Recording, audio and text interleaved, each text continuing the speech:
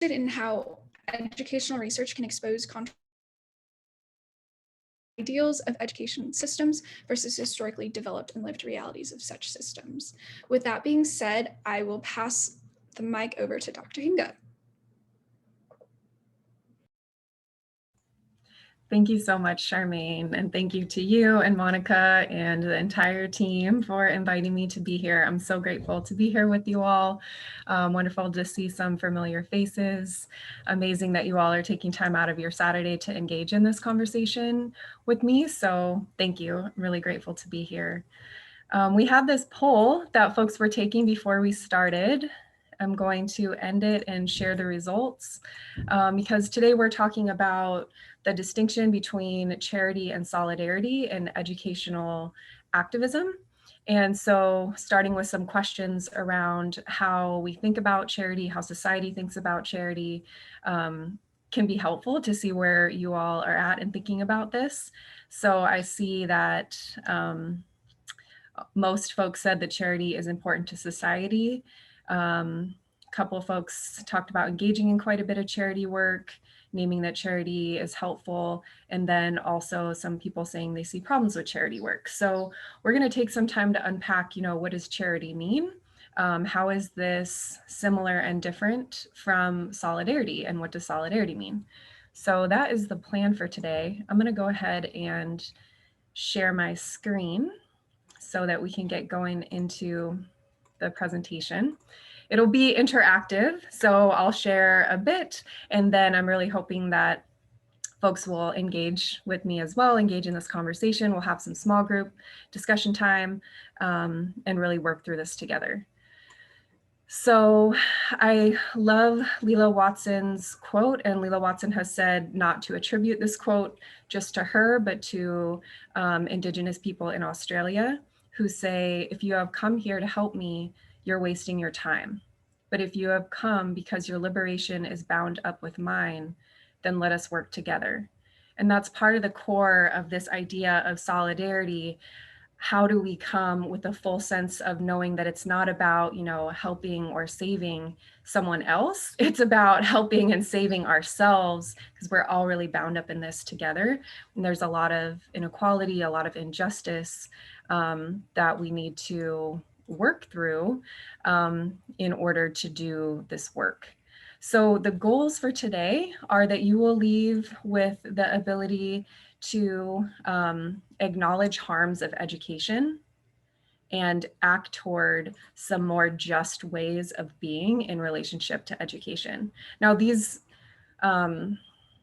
kind of lessons will parallel outside of education as well.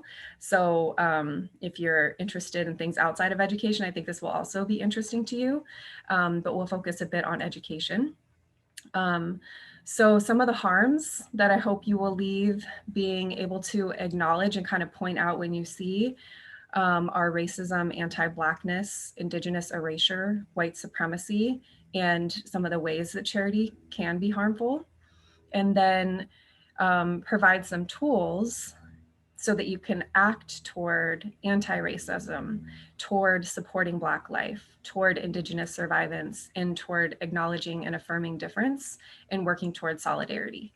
So we're gonna kind of break those down and have some time to discuss what they mean. And as I get into this today, I ask that we take a moment to acknowledge the land that we are on. I am on Tongva land, the traditional land of the Tongva peoples.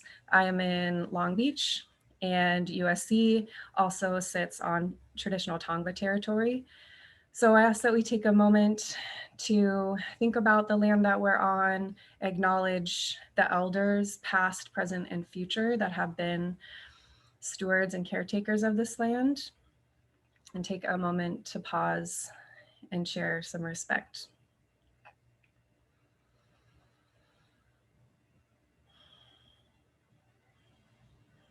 Thank you, I appreciate that. And hopefully through our work today, we can continue to share respect in the ways that we're thinking and talking about educational justice. So I posed this as we get started. This is something that I have seen throughout the pandemic in my neighborhood, like I said, I live in Long Beach, this saying, we are all in this together. And in some ways, it's really beautiful, right? It's this idea that, you know, we got this and we're not alone. And I understand the sentiment behind it. And I also want us to problematize it a little bit, because a lot of times this concept of unity or all being in this together has implications like we're in the same boat, we're dealing with the same things, we just need one direction forward, and we'll all be all right.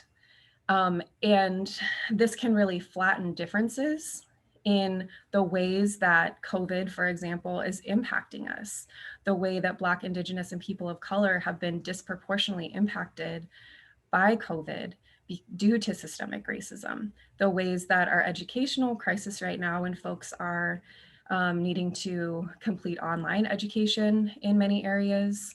A lot of people don't have access to the internet or computers or a quiet space to work or food.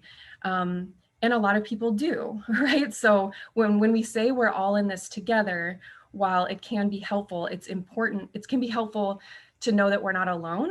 It's also so important to acknowledge the ways that we have different needs and that we're differently impacted by the struggles of society. So rather than a call for unity, Black Lives Matter have asked for a call for active solidarity. So I kind of want to break down what this means a little bit throughout today. And they specifically said that we need less watered down unity and more active solidarities with us, Black people, unwaveringly in defense of our humanity. Our collective futures depend on it. And so active solidarity is about naming our differences, celebrating them, acknowledging our different needs, acknowledging what we have to bring to the table, and then working to defend Black life, working to defend Indigenous life together, just not invisibilizing our differences through that work. So I just want to take a pause for reflection and ask you to think about a time. Can you think of a time where a call for unity meant silencing different needs? So I'm going to ask you to think about that. I would really love to see folks type into the chat examples that they're thinking about. As you're taking your moment, I'm also going to ask somebody to share out loud if you feel so called. So please take a moment, type in the chat, and then when you're ready, share out loud.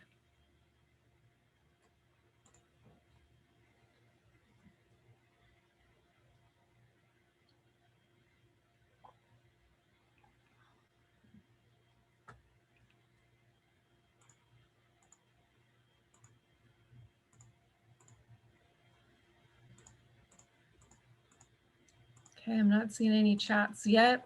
If you're not sure, you can write in the chat, not sure, just so I know that you're not still working on it, but you're just not really sure of a time where this has happened. I mean, I do welcome someone to share out loud if you are so brave.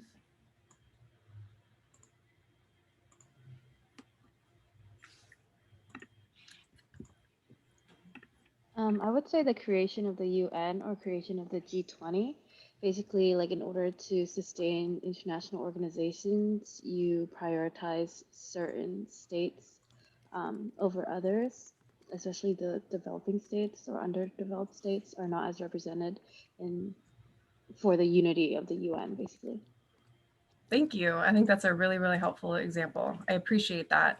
And that's often what happens, right? This unity call is a way that those who have the most power are saying that this is unity, we're good, we're benefiting. Let's move forward in one direction from there. And those who have the least power are kind of silenced through that conversation. So I hope that you kind of keep thinking about the way that plays out in your life throughout this discussion today. We'll kind of break it down a little bit more. So thanks for taking that time to pause. And part of the ways that power unfolds, right, is based on the structures in our society. And I just want to name a few of them so that we can bring them into our analysis of our own practices and the ways that we think about, volunteering and helping and being part of this movement for racial justice in education. So one piece that I think by this point, after this last summer and the great increase in the Black Lives Matter movement, there has been a pretty strong acknowledgement of racism, right? And the need for anti-racism. And there's a need for anti-racism, not just not being racist, because of the way our system is set up. So there's a conveyor belt here meant to represent our social structures, the way that society operates. It's going, racism is embedded in that. And unless we go the opposite way or jump off and start something else, we're going along with it. So it's not that we can be neutral in a racist society. We have to act in an anti-racist way. And something specific to talk about when we talk about racism, and I know something integral to this workshop series, is the concept of intersectionality. I'm going to ask you to apply this to your work as well. So intersectionality is a term that was coined by Kimberly Crenshaw in the 80s. And she coined this term. Now it's been used by a lot of others and sometimes, watered down in different ways. And I think it's important to name who coined the term. She is a lawyer. And the reason why she named this word is because she was trying to defend a Black woman named Emma de Graffenried. And Emma was discriminated against in her workplace because she was a Black woman, but she could not bring this case to court because there were many employees at the workplace who were women, but they were all white women. And there were many employees at the workplace who were Black, but they were all men because this was the auto industry. And so she didn't have any kind of legal standing in court because the legal policy said that there can be gender discrimination or there can be racial discrimination and there can't be both. But this was a clear case where we needed an intersectional analysis to say she's multiply marginalized. She's discriminated against because of her gender and her race. And we need tools to name that. We need policy to name that. We need law to be aware of it and to name it and to protect folks based on multiple marginalities. So when we talk about racism and we talk about acting in anti-racist ways, being clear of the intersections that occur related to racism, sexism, heterosexism, et cetera, as you see on these signs. These are the power structures that interact with our identities in intersectional ways. So this is just one other example to name how this looks, right? An intersectional analysis of gender invites us to look at the way that race interacts with gender when we talk about pay.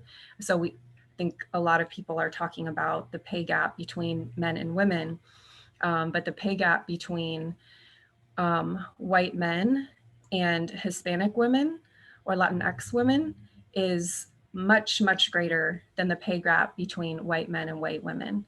And similarly for Black women.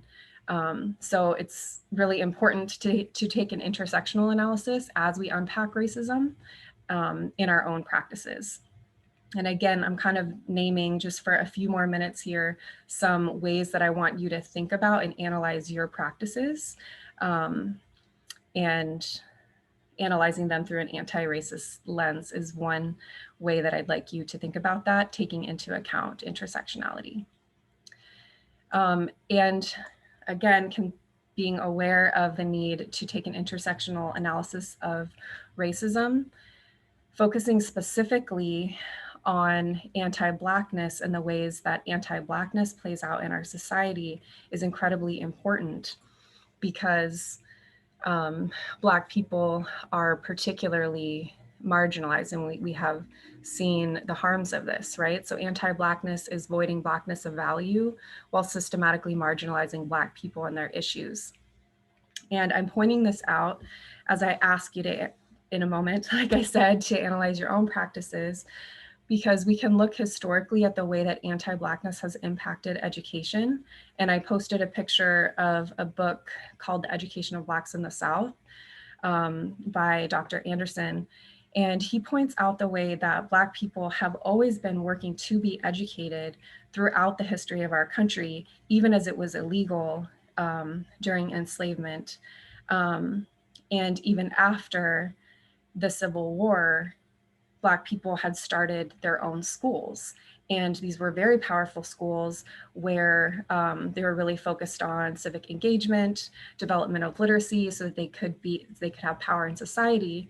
And in a lot of ways, these schools were actually then co-opted by folks who came in and said, you know, we want to help you. We want to show you what schooling should be like from our perspective as white people, often as white missionaries, to come kind of take over your system. And there's a lot of writing, particularly this book points out, to show that it wasn't actually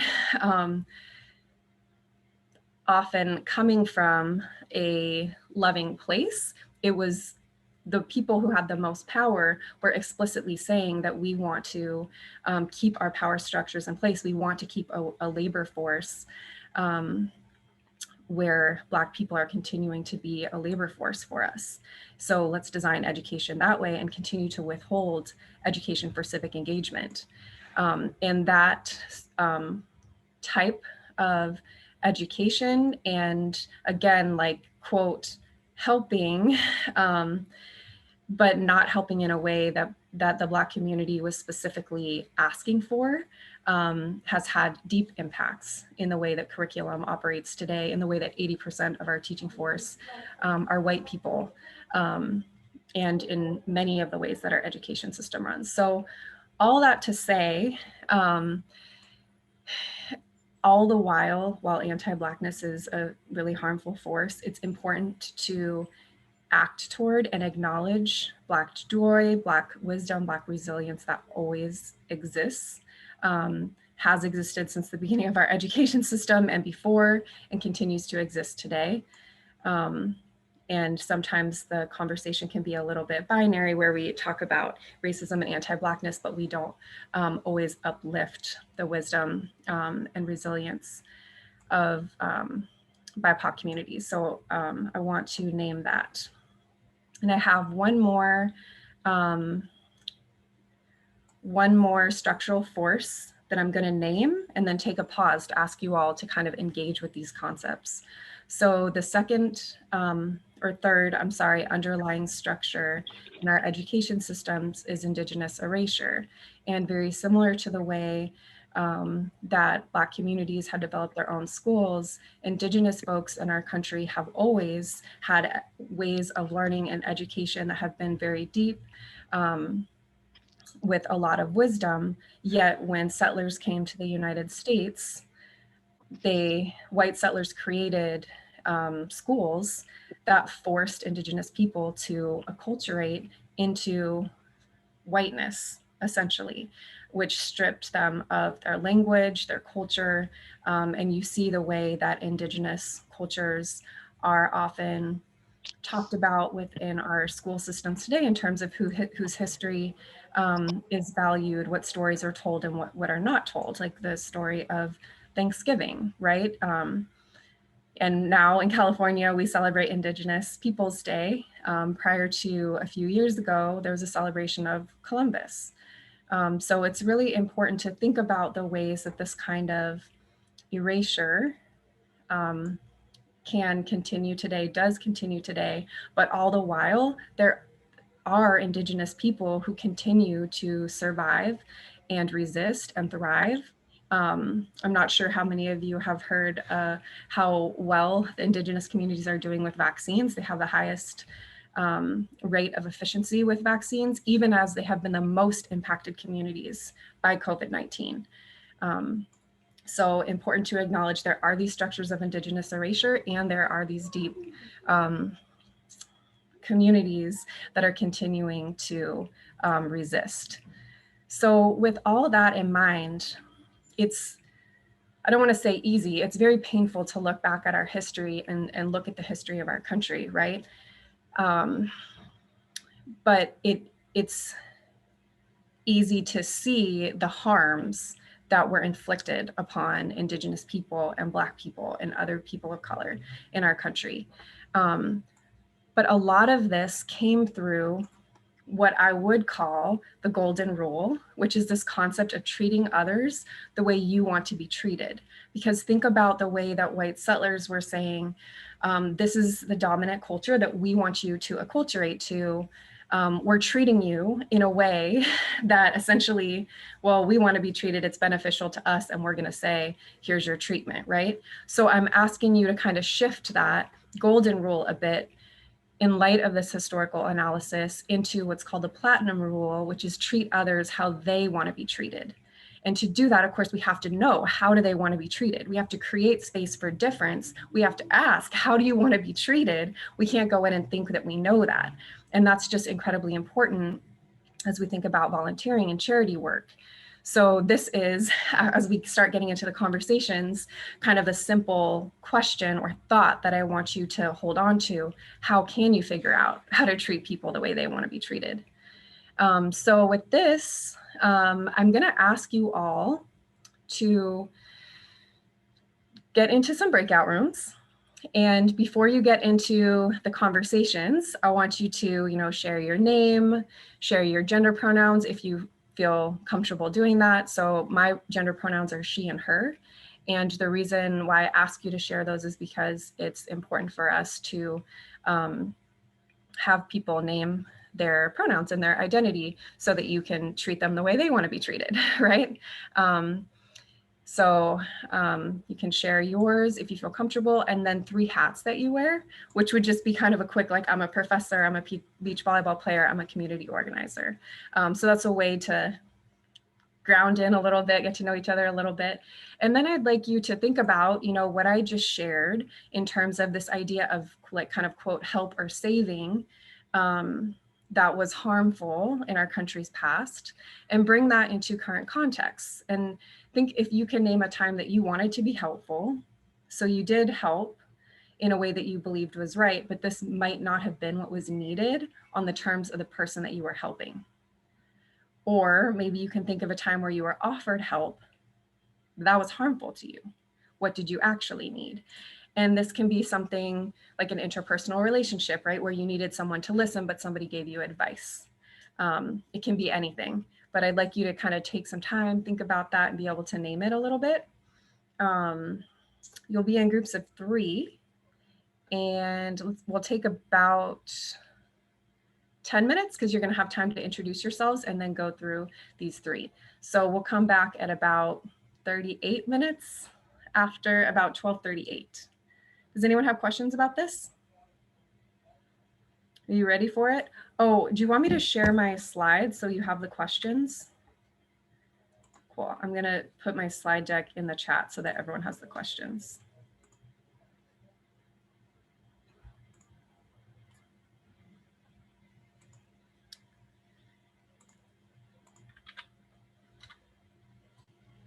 Oh, awesome. And Charmaine already beat me to putting the questions in the chat. You're amazing. Thank you so much. Okay, we'll come back about 38 minutes after the hour. I'm going to go ahead and I actually can't, I don't have the breakout room capability still. Does anybody? I do not either. I don't know if Samuel, maybe you have it.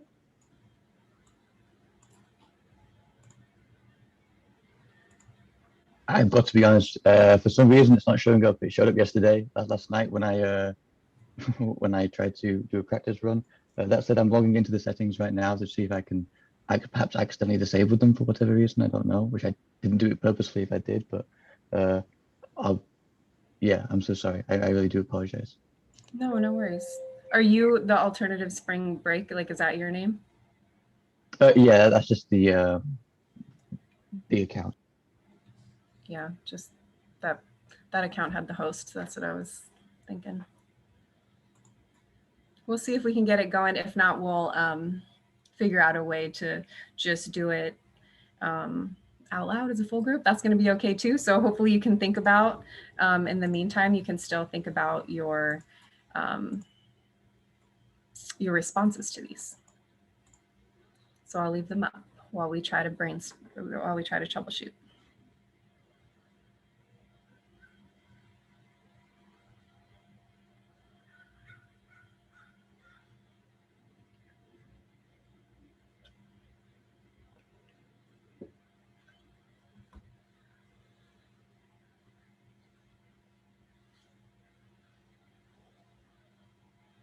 I just checked the settings. It said it's there. It said we should be able to create them. Zoom has decided to not function or not work with us today. I'm so sorry. Oh, no worries. No worries. It's definitely not on you. So let's have a full group conversation. I'll stop the share so that we can kind of see each other. Maybe I'm going to put mine in gallery view. I don't know if you all are seeing gallery view too. We can kind of look at each other. Sorry that less people will get to share out loud. But it'd be great to hear some folks out loud, and maybe everyone can even type in the chat, type your responses in the chat.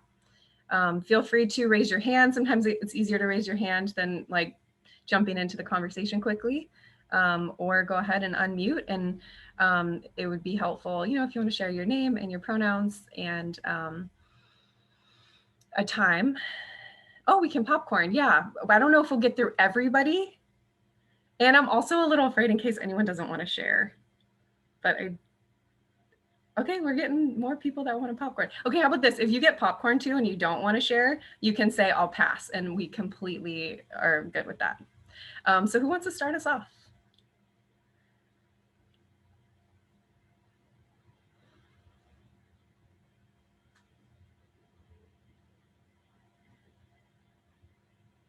I can start. My name is Shruti. I'm a freshman. She, her, hers pronouns, and the three hats I would wear is I would say like I'm a student. I'm someone really interested in just like understanding people, like social science, and I would say like I'm a tutor. So that's the other thing I really like teaching. So. And that really relates to like name a time you wanted to be helpful. I think the first time I ever taught, I had an understanding of how I learned best and how I thought studying was supposed to be like a certain type of way. But when I first went in to teach my first student, she was totally different. And it took a few lessons for me to learn that the way that I like to learn is not going to work for everybody. And so it really made me shift the way I thought about teaching and the way I thought about how people learn. So I really had to learn, I keep saying learn in so many sentences, but I had to learn how, like what methods are best for her to get the concepts, not for me. And I can popcorn, to, correct me if I'm wrong, but Fong, is that how you pronounce your name? Yeah, that's how you pronounce my name. My name is Fong. My genders are she, her, hers. Three hats I wear. I'm a student, I'm a daughter, I'm an immigrant. And then I'll name a time that I helped, I guess, or tried to help, but it wasn't exactly, I guess, what they were looking for, and maybe I should have been more thoughtful, is I took a gap year in Ecuador, and it was through a program called Global Citizen Year, and they emphasize like ethical volunteering and non-volunteerism as much as possible. But I think with the nature of programs, like exchange programs, it's sometimes inevitable to fall into certain traps of volunteerism. And so I lived with a host family, and I like studied and taught in a private school, but I did feel like I took more than I gave in that experience. I'm Thank you. gonna And let's just do popcorn. one more. This will be your last one for this question. Thanks. Okay. Can I popcorn to Jessica? Hi everyone, my name is Jessica. My pronouns are she, her, hers. And three hats that I wear are public health student, I'd say gardener, and oil painter. And an experience I had where I tried to offer help someone and it wasn't the type of help that they needed was one time I offered to help cook for one of my parents' friends who they were going on a trip and they needed someone to take care and feed their child. So I stepped up, but I wasn't aware that the child had certain dietary restrictions. So that's something that I learned I need to be more mindful of, especially when considering other people's diets, is to ask and make sure that what I'm preparing for them is something that they're able to consume. So. Thank you so much. Really appreciate all of those shares and appreciate the way that we're kind of getting to know each other, even without the breakouts. I think this is great. So I want us to have time to kind of layer onto this conversation. I only have a few more things to share, so we'll mostly be back looking at each other in conversation, but I will share my screen for a couple more moments before kind of layering and getting to hear from more people. Overall, racism, anti-Blackness, and Indigenous erasure, there's white supremacy that's kind of rooted underneath this, causing this, right? And at the root of white supremacy is saying that, you know, whiteness, and which essentially, you know, at the time of white settlers coming to this country was defined as white Protestant men, has been called culture, right? Like, this is culture. This is what it means to be a learned person. This is whiteness, and it has diminished the acknowledgement or affirming of difference. It's not even really said like, oh, we have all this difference and we're just not going to include it.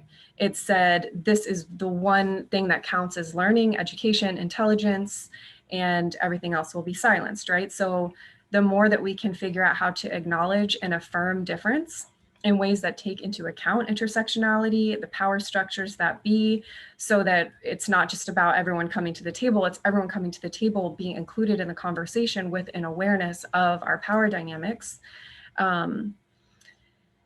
Hopefully, as we think about, you know, and analyze some of the learning and volunteerism that you all are talking about, which I really appreciated, we can kind of think about how can we work toward this acknowledgement and affirming of difference.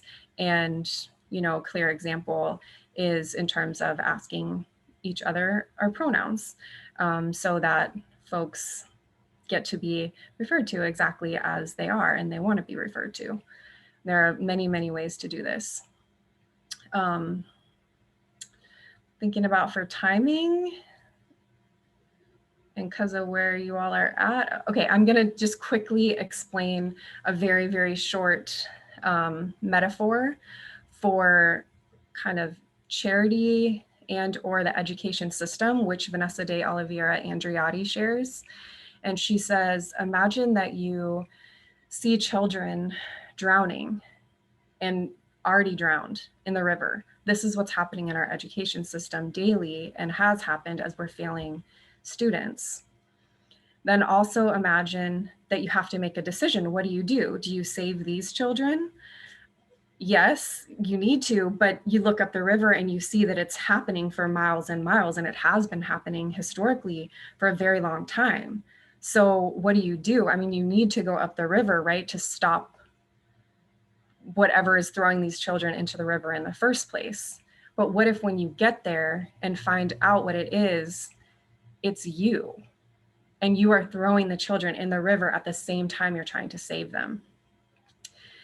And to me, this is something that I think about a lot, really hold in my heart as an educator, and think about the ways that, you know, working at USC as a professor here, learning deeply about racial equity, and working for an organization and getting a paycheck from an organization that is gentrifying the community, right? So in what ways am I causing the same harms that I'm here talking about wanting to address? And there are so many ways that we're doing that. It's almost that we can't escape that because of the system that we're in. But being aware of the ways that we are complicit in the problem is really important to figuring out how can we be more and more aligned with our values. So this is a quote by De Oliveira that kind of summarizes that. We need to recognize how we are implicated or complicit in the problems we're trying to address, how we're both part of the problem and the solution in different ways. So I wonder this one, if we can do kind of a few minute, have maybe just 2 people share, but everyone think about, maybe write in the chat. What is an educational wound, or if education's not your field and you want to name whatever your field is, what's a wound that you're interested in addressing? And in what ways might you be complicit in creating the problem that you're actually looking to address? And you can also ways name that you're harmed from the wound, and or that you benefit. So if we take a moment to think about that, and then it'd be really wonderful to get, let's say 2 people to share. So I'm leaving this up so you can keep thinking. And then when someone's ready, if you wouldn't mind raising your hand or starting to share, and then I'll take us into the mode where we're all looking at each other.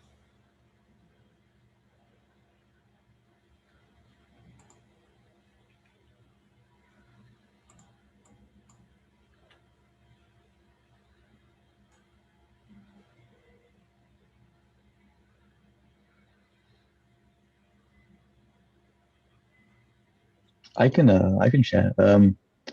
So for me, I am an individual who's currently applying to medical school. So healthcare is, I guess, my current, I guess, field of interest, or at least my hopeful future career lies in healthcare.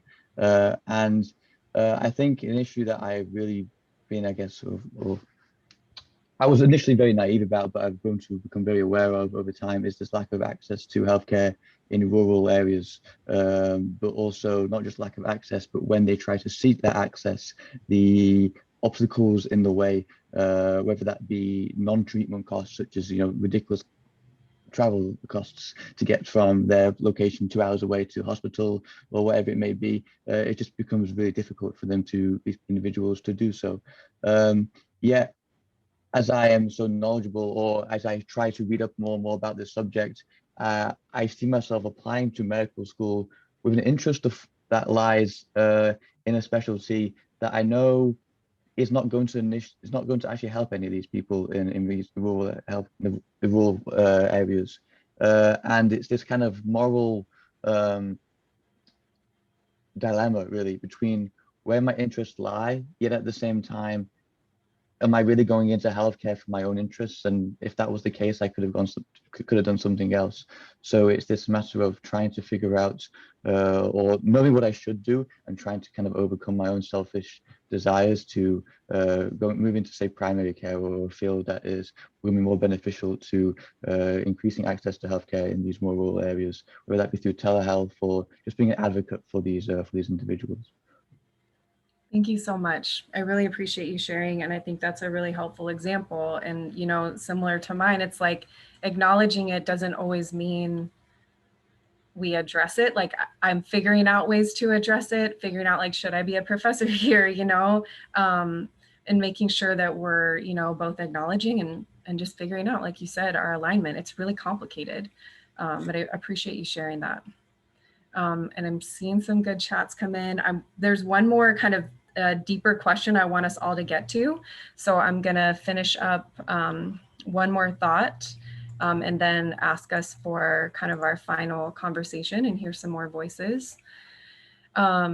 So kind of all of this that we've been talking about, the history of our school system, being complicit in the problems that we're trying to address, can be framed through this concept of charity, really, because a lot of it, charity, this framing of charity, is actually about blaming poor people for poverty. So in the case of anti-Blackness in education, it's saying that Black communities' cultural wealth and wisdom is not actually what the white supremacist ways of thinking is or should be. So you need people to come in here to create a more effective system, right? And it's blaming those who are suffering for the situation that they're in. It's rich people and institutions giving crumbs to certain people For example, infants or mothers, whoever's seen as a deserving poor. Like that's what charity is like, well, you deserve this amount of money because you are X, right? There's often strings attached to the money. Maybe you get it because you're deserving, or maybe you get it because you are going to make it through a rehab program, right? It affirms the current distribution of wealth because it's giving a little bit of money while not doing anything to address the underlying structures of anti-Blackness, white supremacy, and Indigenous erasure. It's top down, it's people at the top making decisions about where the money goes, and it's really about control, hierarchy, and isolation. Whereas hopefully what we can kind of engage in and talk about in this conversation is this framing of solidarity. So solidarity is about centering Black, Indigenous people of color and or other groups that are most impacted by the injustices that we're looking to address as holders of wisdom for what needs to change. Like what a concept if that would have happened at the founding of our country, right? If we would have all come together where everyone had an equal seat at the table and we thought about what can this nation look like. It blames systems like anti-Blackness, white supremacy, and Indigenous erasure, and not individuals for poverty and inequality. That means that we need to change the systems, not the people. It challenges current distribution of wealth. It's horizontal, so it's not top-down money, it's people coming to the table, making decisions together in horizontal ways. It's solidarity, where folks' differences and needs are acknowledged. It's liberation, it's participation, it's collaboration through conflict, which is so important and not too often seen, because it's really efficient to be like, hey, this is the right way, let's go. But there's gonna be conflict when differences are invited into the conversation. It's collaborating through those, and it's lasting commitment. It can never be a, you know, I'm here and I'm leaving. It's a, I'm here and let's figure this out together. We're partners in this in the long haul. So with this framing in mind, I would like us to have a little bit of time here at the end to really think about an educational wound or whatever field you're in, a social wound that you're interested in addressing, and name how you address the problem or plan to address the problem. And let's take a little bit of time to analyze the ways that we do address the problem or plan to, by maybe you can just answer one of these questions, because they can help us get to a deeper analysis of our practices, right? So how is your response affirming Black life and or Indigenous survivance and or disrupting white supremacy? Because again, unless it's not, it's probably on that conveyor belt where it's keeping it in place. Who are your practices accountable to? Are they accountable to, you know, you and people who have a lot of money, because that's who your funding comes from? Or are they accountable to the people most impacted? And how can you continue to grow along these lines? And then lastly, how does your work transform structures? How is it addressing these underlying structures rather than, you know, just giving crumbs while keeping the structures, wealth, and land distribution in place? So I'll put these questions in the chat and let's take a bit of time, see how many people we have time to hear from. Again, it's not like you need to have all the answers, but to kind of bring some light into an analysis of your practice would be really helpful, knowing that none of us are perfect. We're all kind of working through this. Would anyone be so kind to share? Like I said, I'll post it in the chat too.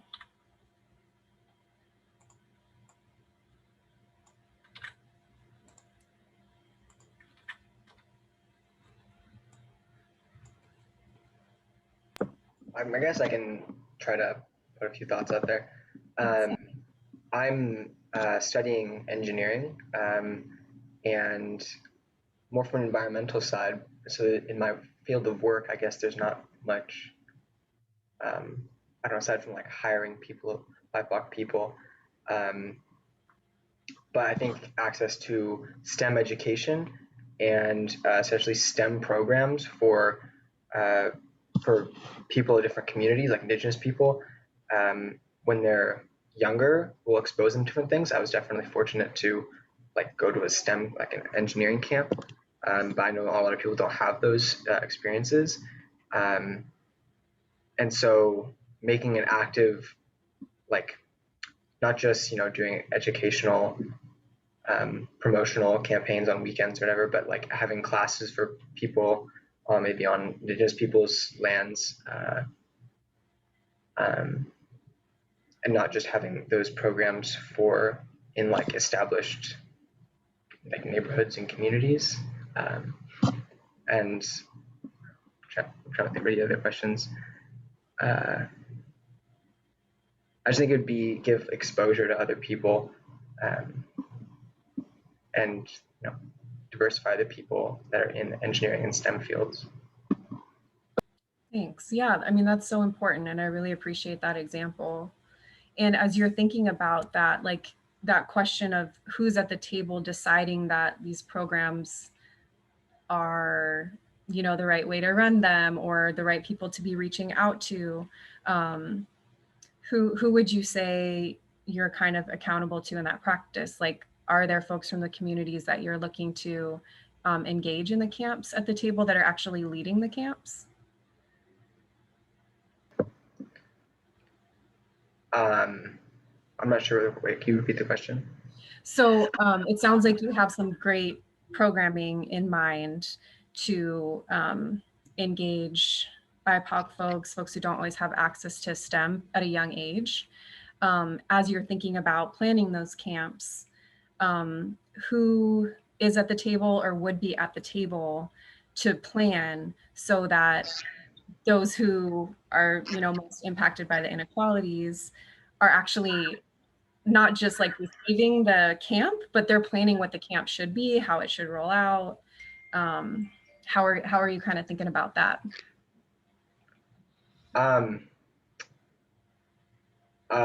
Maybe talking to, like you said, elders in the community, in those communities, and seeing how I'm not sure. Oh, yeah, but thank you. I mean, I think it's really helpful, and it's helpful to think about how we can keep asking ourselves these questions, so it's not just like, oh, let me give you what I think is valuable, but how do we like become full partners with the people that we're looking to work with? Yeah, so thank you. That's awesome. Anybody else want to share? I had something, but it was very basic.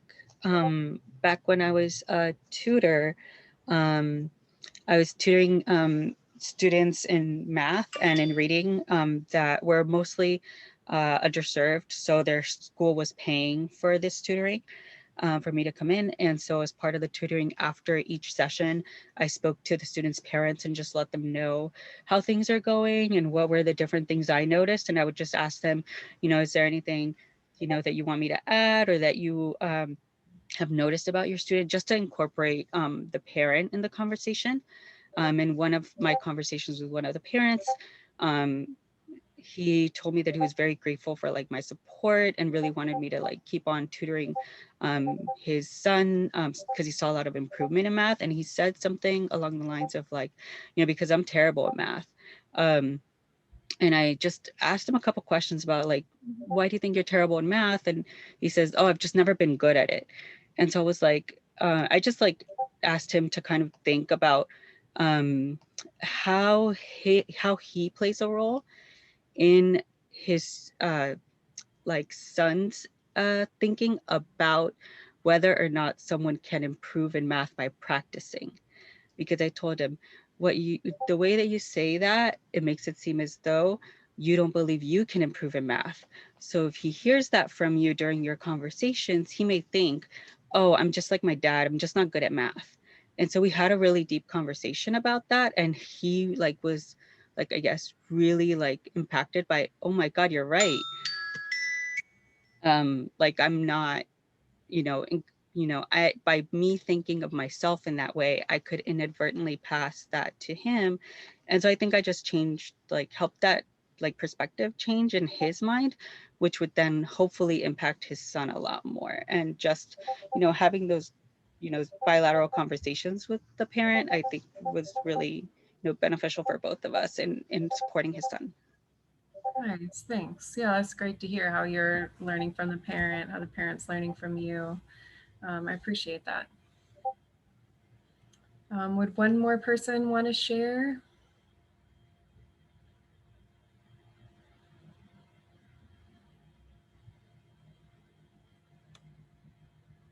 Going once, going twice. Okay, then we'll go on into our final kind of closing. This would be really wonderful to hear from actually everyone. It can be a quick whip around. I'd like you to take a moment and think about what is one lesson that you're taking from today? What's one area that you need to grow? And what's an action that you'll take, maybe tomorrow, but just be really specific about what this is based on this conversation today. I'd like you to take a moment to kind of jot these down, think about them.